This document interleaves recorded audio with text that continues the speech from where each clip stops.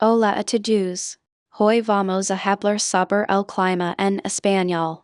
Es un tema muy útil para las conversaciones diarias, especialmente cuando estás de viaje o hablando con hispanohablantes.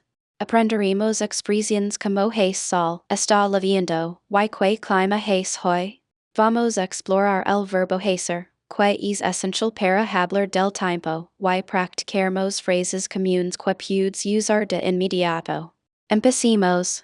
Hola everyone and welcome back. Great to see you all. Let's quickly recap. We've learned Vivir. means to live, ¿Dónde? is where, Ciudad. is city, Casa. is house, País. is country.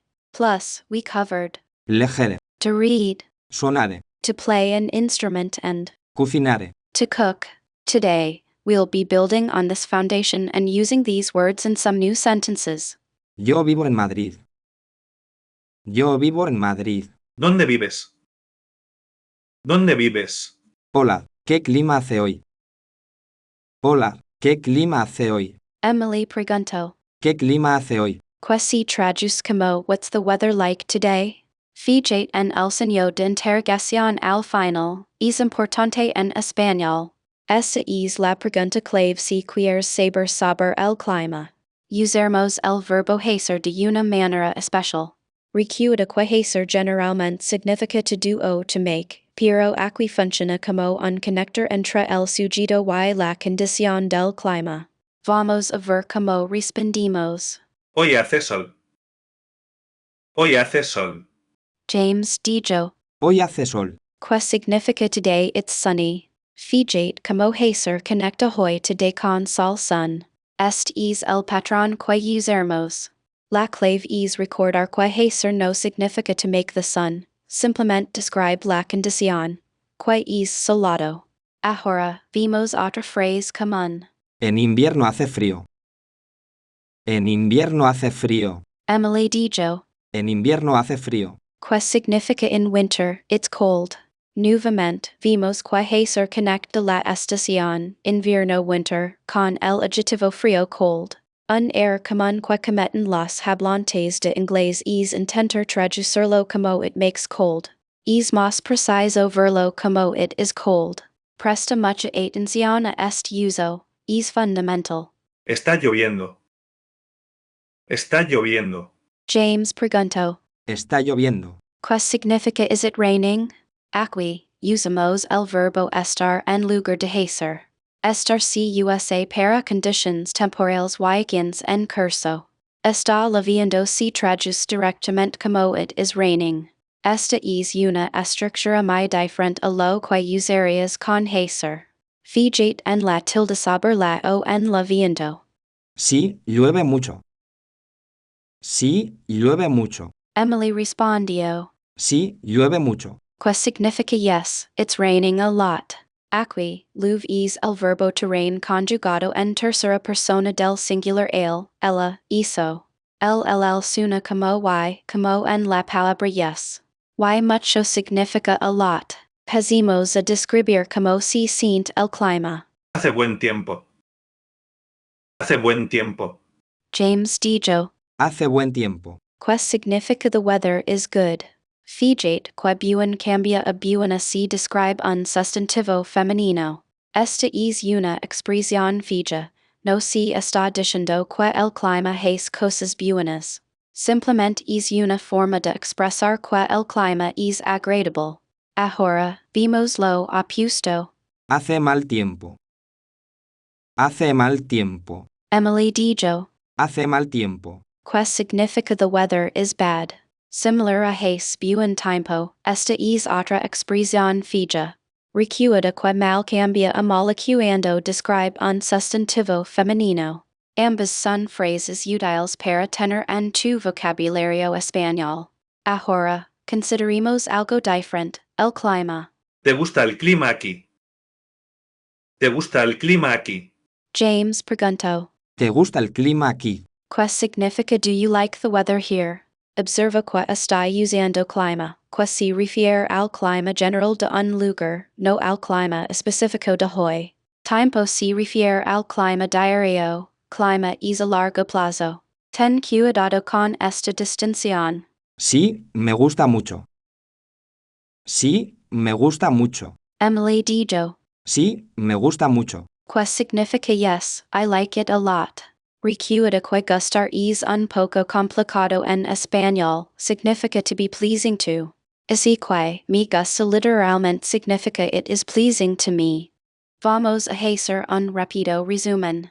Hemos aprendido a usar hacer para describir las condiciones del clima, hace sol, hace frío. También exploramos cómo usar estar para describir quienes en curso, como está lloviendo. No olvides distinguir entre tiempo clima diario y clima general. Practica estas frases y pronto podrás hablar sobre el clima en español con confianza. Gracias, profesor. Gracias, profesor. Adiós. Adiós. En diciembre nieva a menudo. En diciembre nieva a menudo. Today we'll begin differentiating between Ser. and, Estar. two verbs both meaning to be in English.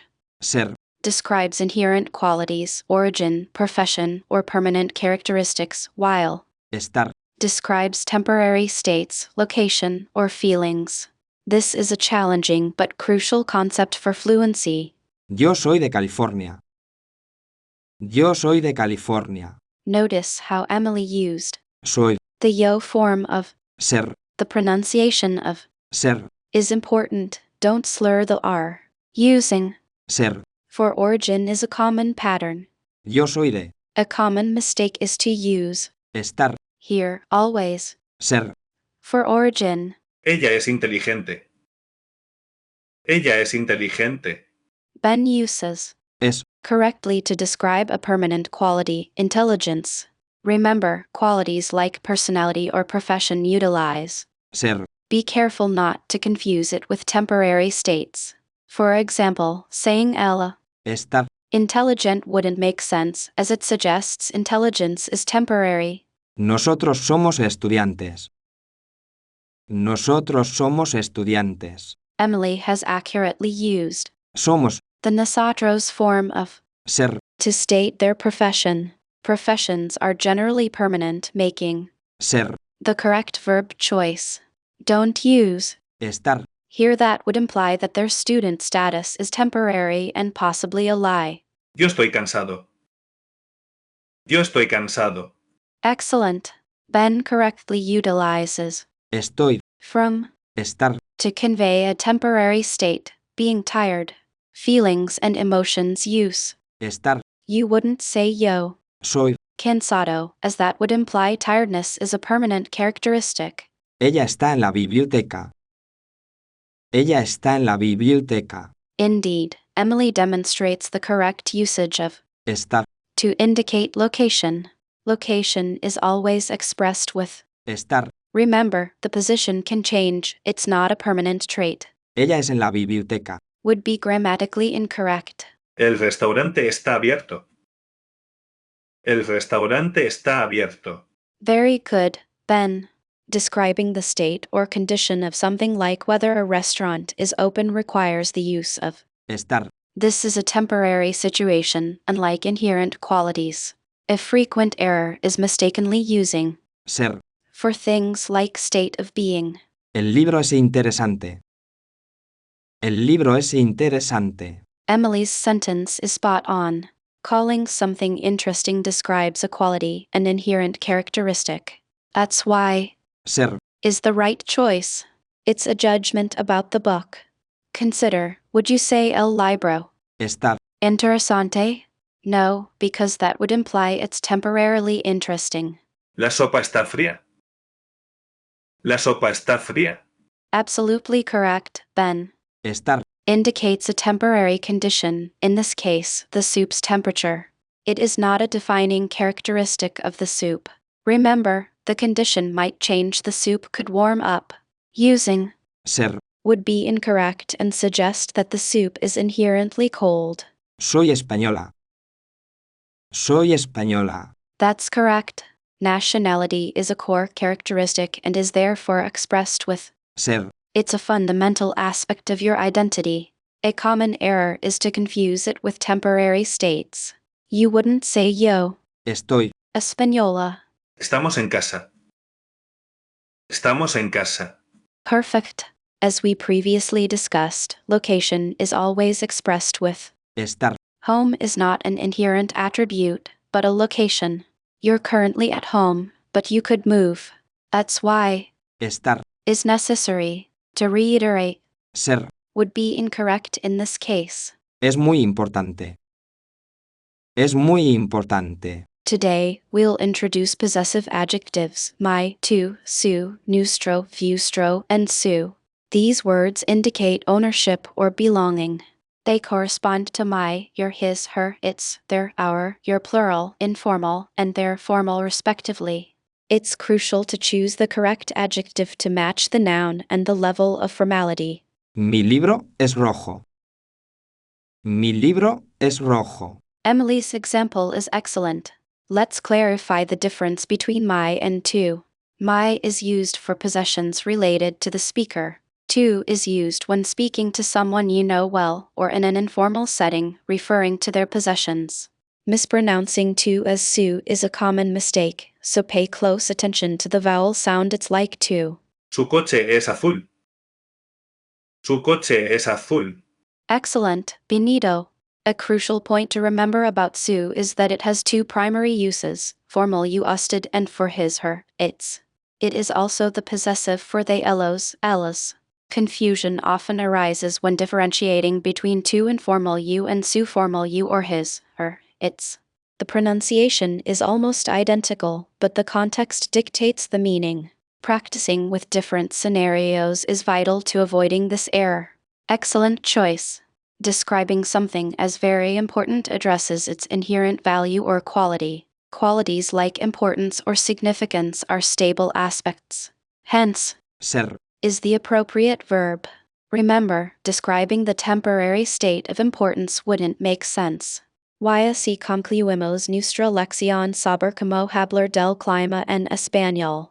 Espero que lo hayan encontrado útil. Hasta luego. Recuerda practicar regularmente. Buena suerte. Practica describiendo el clima de hoy. Usa las palabras nuevas y diviértete. Practica describiendo el clima de hoy. Usa las palabras nuevas y diviértete.